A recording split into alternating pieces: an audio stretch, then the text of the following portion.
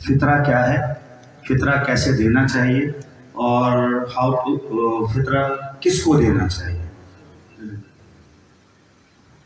جی، فطرہ زکوٰۃ بدن ہے، اور شب عید چاند دیکھنے کے بعد یہ واجب ہو جائے گا، اور اس کی ادائیگی نماز عید کے بعد کی جائے گی۔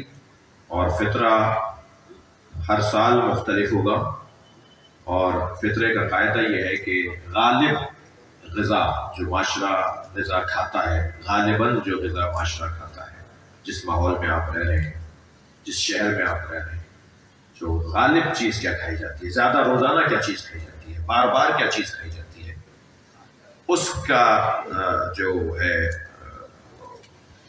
3 سیر کہہ لیجیے کہ مقدار اس کا فطرہ بنے گا، یا اس کی رقم بنے گی۔ مثلا کہہ دیجیے کہ 3 کلو اس کی رقم بنے گی، یا خود وہ جنس بنے گی۔ اب غالب چاول کھاتے ہیں، غالب مثال کے طور پر آٹا کھاتے ہیں، تو وہی ہر فرد کا بنے گا۔ یہ تو ہے کم سے کم، جی زیادہ سے زیادہ یہ ہے کہ آپ وہ غذا کہ جو غالب نہیں کھائی جاتی مگر کھائی جاتی ہے، اور عنوانات اس کے ہیں، جیسے کھجور ہے، جیسے کشمش ہے، جیسے جو ہے، تو ہم بھائی چاول ہے، ہم کھاتے تو آٹا ہے، اس کے حساب سے ہماری رقم بن رہی ہے 260 روپے اس دفعہ جو ہم نے طے کی ہے۔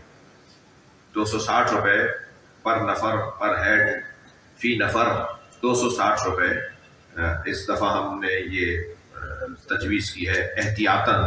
کوئی گندم، یعنی مجھے بول رہے تھے تو 260 روپے نہیں، صحیح 260 روپے ہم نے یہ فطرہ قرار دیا ہے۔